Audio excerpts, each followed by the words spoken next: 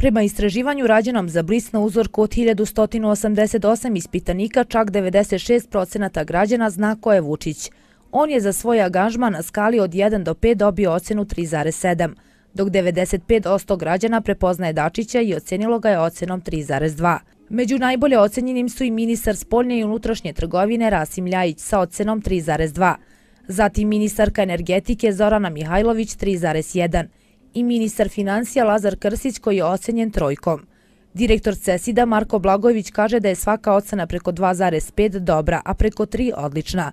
Najgore ocenjen je ministar poljoprivrede Dragan Glamočić, kojeg prepoznaje tek 42% populacije i koji je dobio ocenu 1,9. Nešto bolje ocene su dobili ministar odbrane Nebojša Rodić, ministar rudarstva Milan Bačević, ministar prosvete Tomislav Jovanović i ministar spoljnih poslova Ivan Mrkić.